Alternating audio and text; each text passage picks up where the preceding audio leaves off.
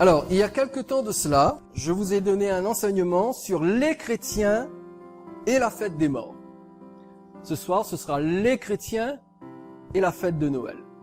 Et nous allons viser le même objectif que pour les chrétiens et la fête des morts, c'est-à-dire, quand nous avons parlé de la fête des morts, nous avons étudié ensemble les coutumes associées à la fête de la Toussaint et surtout, quelle doit être l'attitude du chrétien vis-à-vis de cette fameuse fête. Eh bien, ce soir, nous allons faire la même chose. Nous allons parler un peu de Noël et nous allons voir un petit peu à quoi ça sert, quelle est l'importance de Noël, pourquoi ça existe et surtout, quelle doit être notre attitude vis-à-vis de Noël.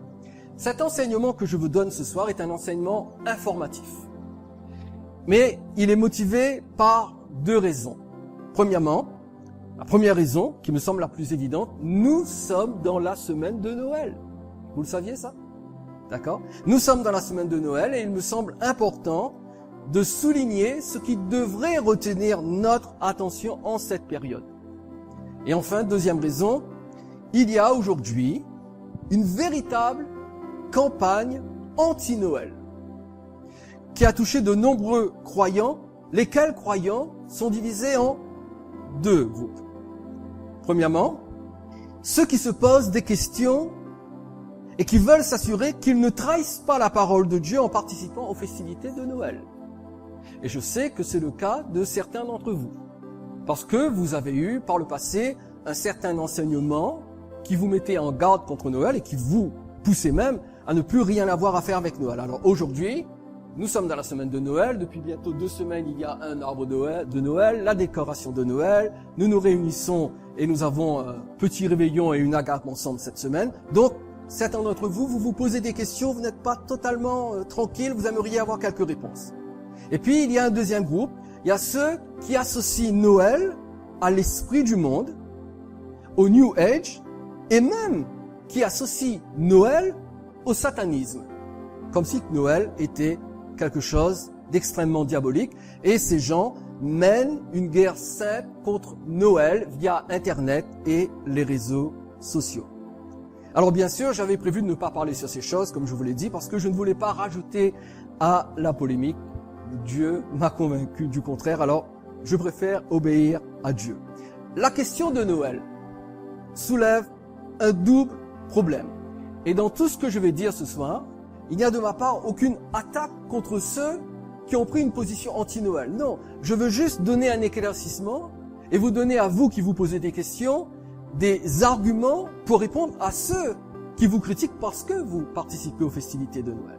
Donc, ce soir, il y a la question de Noël, je disais, pose un double problème, soulève un double problème. D'un côté, il y a ceux qui critiquent Noël, qui diabolisent Noël, sans avoir fait suffisamment de recherche sur le sujet et surtout, sans avoir mené une réflexion profonde sur la question, en s'appuyant sur deux fondements extrêmement importants lorsqu'on étudie des sujets comme Noël, à savoir l'histoire et les Écritures.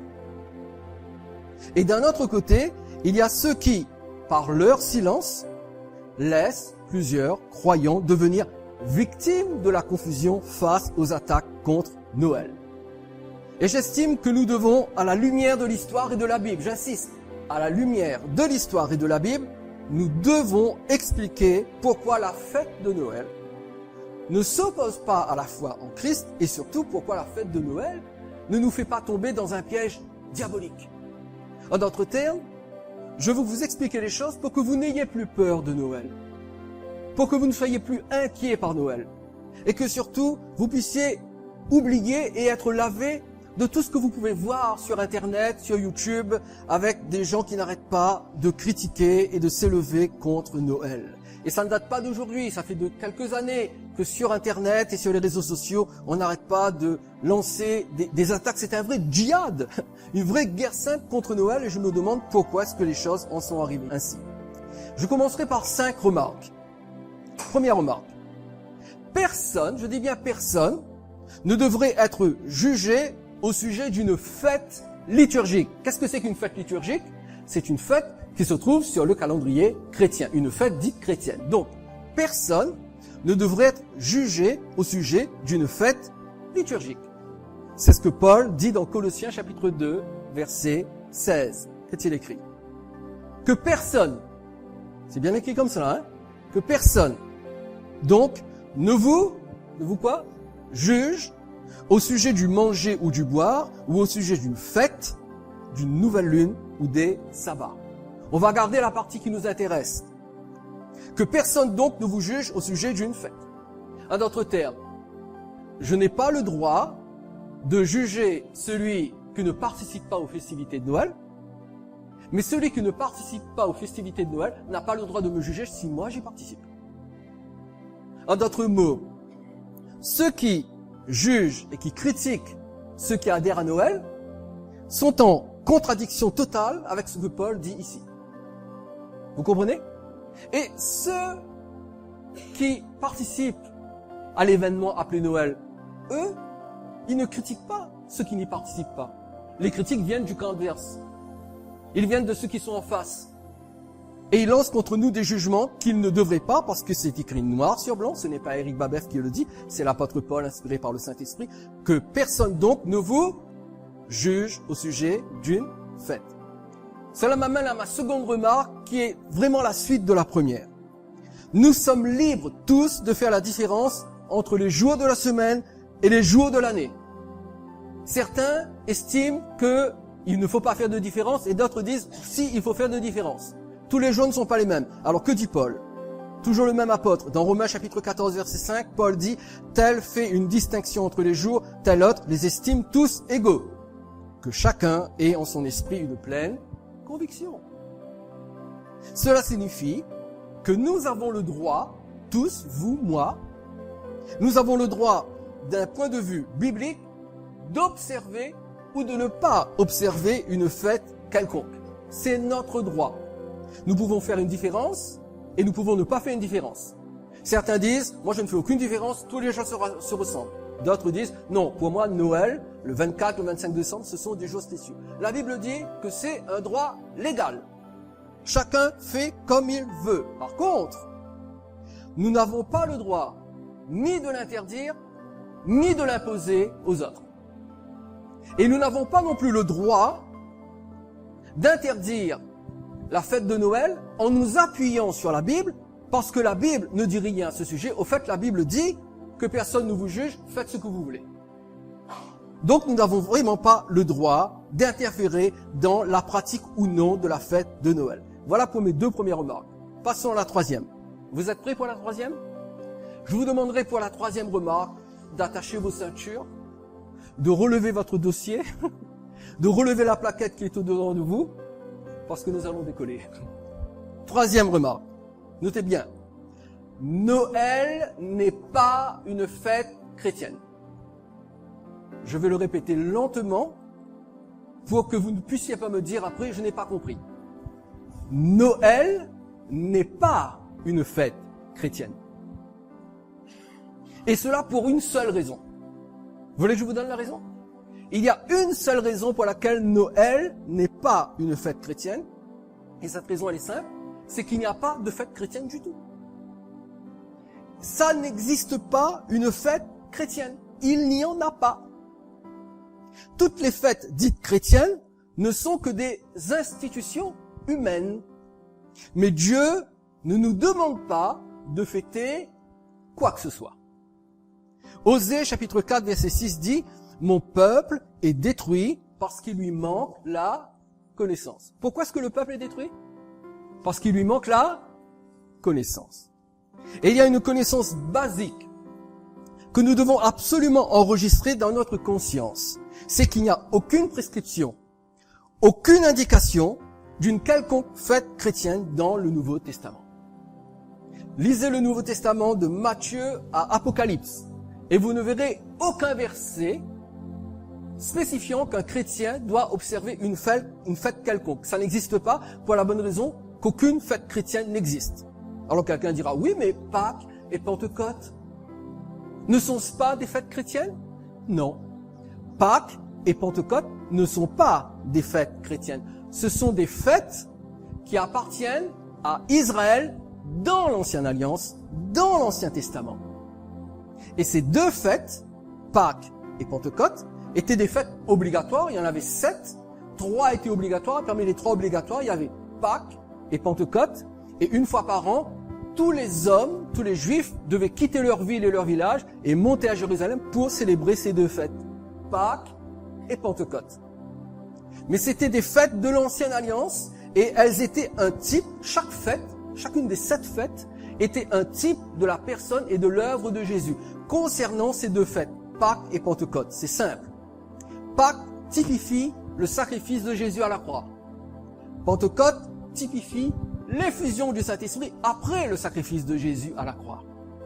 Donc chacune de ces fêtes était un type de la personne et de l'œuvre de Jésus-Christ dans la Nouvelle Alliance. Et lorsque Jésus est venu, il a accompli ces fêtes. Et nous n'avons plus besoin de les observer. Tout à l'heure, nous avons lu Colossiens chapitre 2, verset 16. On va le reprendre. Et on va y ajouter le verset 17. Colossiens 2, 16, 17. Que personne donc ne vous juge au sujet du manger ou du boire ou à propos d'une fête, d'un nouveau mois ou du sabbat. Verset 17 dit, tout cela n'était que l'ombre des choses à venir. Donc chacune de ces fêtes était comme une ombre. Et elle pointait vers une réalité. Et justement, la fin du verset dit, mais la réalité est en Christ. En d'autres termes, Christ est l'accomplissement de chacune des fêtes de l'Ancien Testament. Et vous ne verrez nulle part dans le Nouveau Testament le moindre verset stipulant que nous devons, nous en tant que chrétiens, observer une fête quelconque de l'Ancien Testament. Vous n'en trouverez pas. Alors, quelqu'un dira, oui, mais moi j'ai lu 1 Corinthiens 5.8. On va le lire ensemble. 1 Corinthiens 5.8. Qu'est-il écrit? Célébrons donc la fête. C'est écrit comme ça dans vos Bibles? Célébrons donc la fête. Non avec du vieux levain, non avec un levain de malice et de méchanceté, mais avec les pains sans levain de la pureté et de la vérité. Alors quelqu'un va lire ce verset en disant, écoutez, c'est quand même écrit, célébrons donc la fête. Donc ça semble indiquer que les chrétiens doivent célébrer les fêtes liturgiques. Paul dit, célébrons donc la fête. Mais voyez-vous, ce verset se comprend mieux à la lumière du verset qui le précède. Et si je vous pose une question, est-ce que vous seriez capable de me répondre? C'est le verset 8 que nous venons de lire. Qu'y a-t-il avant le verset 8? Je savais que vous étiez des champions. Et que dit le verset 7? Faites disparaître le vieux levain afin que vous soyez une pâte nouvelle puisque vous êtes sans levain. La première chose que je remarque, c'est qu'ici Paul utilise un langage imagé. Il dit, vous êtes une pâte nouvelle et vous êtes sans levain. Vous comprenez, ce sont des images. Et ce sont des images empruntées justement au cérémoniel de l'Ancien Testament. Et il termine en disant, car Christ, notre Pâque, a été immolé. Et il enchaîne en disant, célébrons donc la fête, au verset 8. En d'autres termes, Paul n'est pas en train de dire ici que nous devons observer la fête de Pâques. Paul ne se réfère pas à la fête de Pâques en tant que fête, mais Paul se réfère à l'événement qui pour nous a la même signification que la Pâque pour Israël. Savez-vous ce que la Pâque a produit pour Israël? La première Pâque. Savez-vous où s'est produite la première Pâque? En Égypte, exactement. Lorsqu'il a fallu sacrifier l'agneau pascal, mettre son sang sur les linteaux de la porte, afin que le peuple d'Israël puisse échapper à l'esclavage d'Égypte et aller dans le désert et ensuite pénétrer dans le pays de la promesse. Et ça, c'est la Pâque. D'ailleurs, le mot Pâque veut dire passer. Passer. Donc, Pâque veut dire passer de l'esclavage à la liberté. En d'autres termes, Paul ici se réfère à l'événement qui nous libère, vous et moi, du royaume des ténèbres et nous fait passer dans le royaume de Dieu. Et cet événement, c'est le sacrifice de Jésus. Et lorsqu'il dit ensuite, célébrons donc la fête, il n'est pas en train de dire observer la fête de Pâques, mais ce qu'il veut dire c'est, profitez de la joie de votre salut, parce que quand même, c'est pas rien que d'être sauvé, quoi. Bénéficiez de la joie de votre salut, et surtout profitez de ce salut en mettant en avant la pureté et la vérité. Parce que voyez-vous, certains Corinthiens abusaient de leur salut. Parce qu'ils étaient sauvés, ils se permettaient de se compromettre avec le péché. Et dans l'épître aux Corinthiens, qui est une épître de correction, Paul met le doigt sur certains péchés. Il disait, attendez, vous avez des procès entre vous. Il y en a même un qui couche avec sa belle-mère, et ça va pas là. Christ, votre Pâque, a été immolé. Bien sûr, vous êtes sauvés. Mais attendez, maintenant que vous êtes sauvés, mettez de l'ordre dans votre vie. Que votre vie soit bâtie sur la pureté et la vérité. Vous n'avez pas été sauvés pour vous compromettre avec le péché, vous avez été sauvés pour vivre et pour marcher dans la vérité et la pureté. Et je vous invite à lire tout le chapitre 5 pour comprendre le contexte où il n'est pas question d'observer la fête de Pâques, mais il est question de vivre les bénéfices du sacrifice de Jésus à la croix de Golgotha. Quelqu'un dira, oui, mais vous savez, moi je ne fête pas Noël parce que ce qui me gêne, c'est que Noël ne se trouve pas dans la Bible. Et vous avez raison, Noël ne se trouve pas dans la Bible, la fête des mères non plus. En d'autres termes, la prochaine fois que vous souhaitez à votre maman bonne fête ou que vos enfants vous souhaitent à vous bonne fête maman, faites très attention parce que ce n'est pas dans la Bible. Vous comprenez? Nous pouvons dire la même chose des fêtes soi-disant chrétiennes. Elles ne sont pas prescrites, je viens de vous le montrer. Aucune fête chrétienne n'est prescrite. Et pourtant, des millions de chrétiens les observent aujourd'hui. Pâques, Pentecôte, on observe ces fêtes. Pourquoi? Parce que toutes les fêtes dites chrétiennes, écoutez bien, toutes les fêtes inscrites sur le calendrier, les fêtes liturgiques dites chrétiennes, appartiennent à la culture et n'ont aucune utilité et aucune dangerosité spirituelle quelconque. Ce que je veux dire par là, c'est si vous observez une des fêtes, si vous observez Pâques, Pentecôte, Noël, vous ne serez ni plus ni moins spirituel. Vous ne serez ni plus ni moins loin, ni plus près de Dieu, ni moins loin de Dieu. Parce que c'est un phénomène culturel. Ces fêtes sont neutres. Pourquoi? Parce que Dieu ne nous a prescrit aucune fête. Aucune fête. Et Noël rentre dans la même catégorie. C'est totalement neutre comme les autres. Ça, c'était ma troisième remarque. Quatrième remarque. Écoutez bien cela. Dans l'Église, d'une manière générale, tout ce que l'on fait est soutenu par deux principes. Combien de principes? Deux principes. Le principe régulateur et le principe normatif. Alors vous allez me dire, mais c'est quoi ça? De quoi tu nous parles, Eric? Principe régulateur, principe normatif. Qu'est-ce que cela veut dire? Eh bien, pour faire court, le principe régulateur interdit tout ce qui n'est pas clairement commandé dans la Bible. Ça, c'est le principe régulateur. Le principe normatif permet tout ce qui n'est pas interdit formellement dans la Bible. En d'autres termes, le premier interdit tout ce que la Bible ne dit pas, et le second permet tout ce que la Bible n'interdit pas. Le principe régulateur veut que si Dieu ne dit pas une chose bien précise, il ne faut pas la faire. Si Dieu n'ordonne pas quelque chose, clairement, nous ne devons pas la pratiquer, cette chose. Le principe normatif dit que si Dieu n'interdit pas une chose, si la Bible n'en parle pas, c'est permis. Libre à nous de le faire, à condition que ça respecte les normes de la sainteté, de la pureté, de l'équité. Est-ce que vous avez mieux compris maintenant? Ce qui est important, c'est de comprendre le premier principe, le principe régulateur, c'est-à-dire tout ce qui n'est pas clairement demandé, commandé dans la Bible, selon le principe régulateur, nous ne devons absolument pas le pratiquer. Parce que, selon le principe régulateur, si Dieu n'en parle pas, ça veut dire que nous ne devons pas le faire. S'il voulait que nous le fassions, que nous le pratiquions, il l'aurait spécifié. Il en aurait parlé dans la parole de Dieu. Est-ce que vous comprenez mieux maintenant? Bien. Ceux qui sont contre Noël le font très souvent selon le principe régulateur. C'est-à-dire, ils disent, eh bien, Noël n'est pas dans la Bible, donc c'est interdit par Dieu. Le seul problème avec ce raisonnement, c'est que justement, il y a plusieurs choses dont le Nouveau Testament ne parle pas, mais qui sont pourtant présentes dans l'Église. Je vous donne un exemple. Le catéchisme. Tout le monde sait ce que c'est que le catéchisme? L'enseignement pour les enfants. Il n'y a absolument aucun texte dans les actes des apôtres, dans les évangiles et dans les épîtres qui parle de catéchisme, de l'enseignement des enfants en tant que structure. C'est totalement absent de l'ensemble, de la totalité du Nouveau Testament. Et pourtant, personne ne niera son utilité et son importance dans l'Église aujourd'hui. Ce n'est pas parce que ce n'est pas dans la Bible qu'il ne faut pas le faire.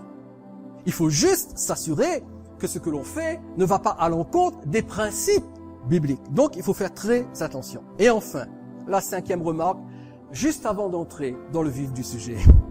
Cinquième remarque. Les détracteurs de Noël accuse ceux qui participent à la fête de Noël de flirter avec le monde. C'est-à-dire, pour eux, du moment que nous participons à Noël, nous faisons copain avec le monde. Or, la Bible dit n'aimez pas le monde. Donc, participer à Noël sous une forme ou sous une autre, c'est flirter avec le monde. Mais écoutez bien, si c'est le cas, si participer à la fête de Noël, c'est flirter avec le monde, c'est se compromettre avec le monde, alors il faudrait immédiatement mettre en dehors de l'église tous les instruments de musique et tous les systèmes de sonorisation. Parce que s'il y a quelque chose qui est en rapport avec le monde, c'est bien les instruments de musique et le système de sonorisation. Nous sommes bien d'accord? D'ailleurs, à ce sujet, est-ce que vous savez que dans l'église primitive, et là je vous parle d'un fait historique, dans l'église primitive, l'utilisation de tout instrument de musique était interdite. Et c'est historique. Il était interdit dans l'église primitive d'amener un instrument de musique, de jouer d'un instrument de musique. Pourquoi? Eh bien, afin de ne pas introduire au sein de l'église des choses appartenant au monde séculier et susceptibles de réveiller la sensualité. Donc, tout instrument de musique était absolument proscrit et interdit. Ma question est, pourquoi les détracteurs de Noël, dans leur désir de couper tout lien avec le monde, ne renoncent pas également aux instruments de musique dans leur église? Parce qu'ils savent, écoutez bien, parce qu'ils savent qu'un instrument de musique, c'est neutre. Tout dépend de ce que l'on fait avec. C'est exactement le même principe qui régit les fêtes religieuses. Ce sont des fêtes neutres, tout dépend de ce que nous faisons avec. Ces 5 remarques étant faites, entrons dans le vif du sujet maintenant, parce que là, ce n'était que l'introduction. Le vif du sujet, la question clé. L'origine païenne de tout ce qui se rapporte aux festivités de Noël. Parce que depuis des années, c'est la même chose. Noël est une fête païenne. L'origine païenne de Noël est claire. C'est une fête qui vient du paganisme. Alors, essayons de mettre un petit peu d'ordre là-dedans. Nous allons lire Jérémie chapitre 10. Regardez avec moi Jérémie chapitre 10. Verset 1. Écoutez la parole que l'Éternel vous adresse, maison d'Israël. Et pas plus tard que la semaine dernière, j'ai visionné une vidéo de quelqu'un qui est contre Noël. D'ailleurs, le titre de la vidéo était « Noël, une fête satanique ». Et dans cette vidéo, il utilisait ce verset pour attaquer Noël. Écoutez bien. Écoutez la parole que l'Éternel vous adresse, maison d'Israël. Ainsi parle l'Éternel, n'imitez pas les voix des nations. Et ne craignez pas les signes du ciel parce que les nations les craignent. Car les coutumes des peuples ne sont que vanité. On coupe le bois dans la forêt, la main de l'ouvrier le travaille avec la hache, on l'embellit avec de l'argent et de l'or, on le fixe avec des clous et des marteaux pour qu'il ne branle pas. Je sais pertinemment que les adversaires de Noël qui sont sous influence depuis des années ne vont pas changer d'avis à l'écoute de cet enseignement sur YouTube. Mais je le dis pour vous, pour que vous sachiez comment répondre à ceux qui vous demandent raison de votre participation à Noël si jamais vous y participez. Écoutez bien. Selon les détracteurs de Noël, si un chrétien participe à la fête de Noël, il imite les voix des nations. Ça, c'est la première chose. La deuxième chose, en se basant sur les versets 3 et 4. Vous avez lu avec moi les versets 3 et 4? Car les coutumes des peuples ne sont que vanité. On coupe le bois dans la forêt. La main de l'ouvrier le travaille avec la hache. On l'embellit avec de l'argent et de l'or. On le fixe avec des clous et des marteaux pour qu'il ne branle pas. Eh bien, selon les détracteurs de Noël, les versets 3 et 4 parlent du sapin de Noël.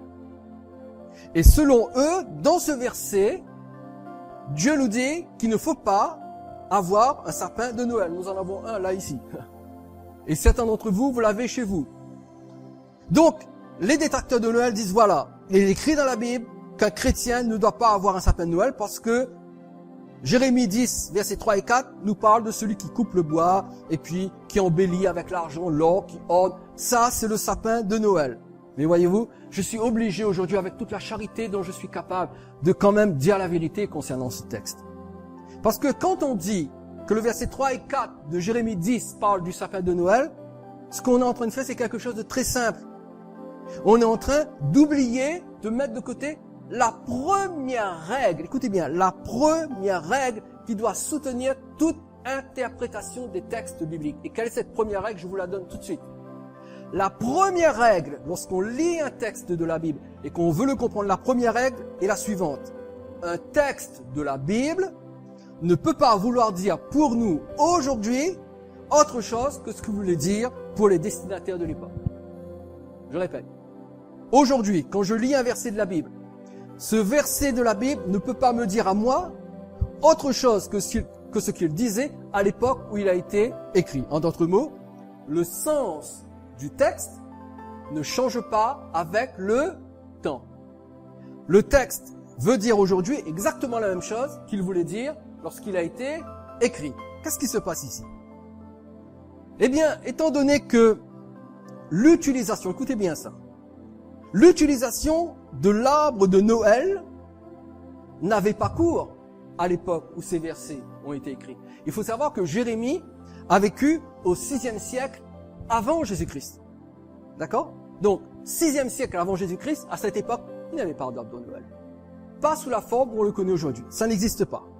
Ensuite, il faut savoir que l'arbre de Noël tel que nous le voyons là aujourd'hui, écoutez bien, n'a fait son apparition qu'au 16e siècle après Jésus-Christ. Et elle a fait son apparition en Alsace. Donc vous voyez le laps de temps qui sépare les deux? Donc ce qui veut tout simplement dire que le prophète Jérémie, en s'adressant au peuple d'Israël au sujet d'une pratique qui est réelle, n'a pas pu leur reprocher le dressage du sapin de Noël parce qu'à l'époque, ça n'avait pas cours. C'est apparu seulement au XVIe siècle. Ce texte décrit plutôt le travail d'un artisan qui va dans la forêt, qui coupe du bois. Bien sûr, il coupe du bois. Mais que fait-il avec ce bois? Un sapin de Noël? Non. Regardez le verset 5. Il fait une idole. Il fait un faux dieu, verset 5. Ces dieux sont comme une colonne massive et ils ne parlent point. On les porte parce qu'ils ne peuvent marcher. C'est pour ça qu'on les a ornés. D'accord? Ils ne peuvent marcher, ne les craignez pas, car ils ne sauraient faire aucun mal. Ils sont incapables de faire du bien. Ici, ce texte ne parle pas du sapin de Noël. Il parle d'un faux dieu. Il parle d'une idole. Qui plus est, non, sincèrement, entre vous et moi, là c'est en privé, d'accord? Entre vous et moi. Avez-vous déjà vu un chrétien adorer un sapin de Noël? Non, sérieux. Non, dites-moi sérieusement. Avez-vous déjà vu un chrétien adorer un sapin de Noël? Moi, jamais. Est-ce que moi, personnellement, j'ai déjà adoré un sapin de Noël? Je suis pas très juste. Je sais que je déboulonne un peu quelquefois, mais pas jusqu'à adorer un sapin de Noël. Ce sapin est là sur l'estrade parce que il sert de décoration. Mais depuis qu'il est là, jamais personne n'a adressé la moindre adoration à ce sapin de Noël. Nous allons visionner une vidéo juste de 5 minutes.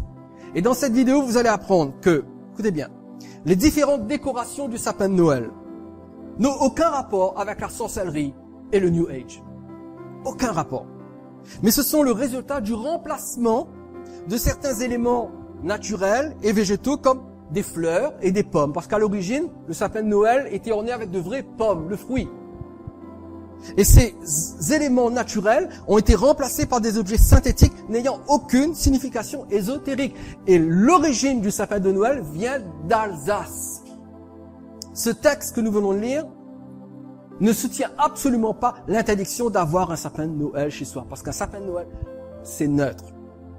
Et ce serait faire dire à la Bible ce que la Bible ne dit pas. Un sapin de Noël ne revêt aucune importance spirituelle et n'est porteur d'aucun danger pour la foi.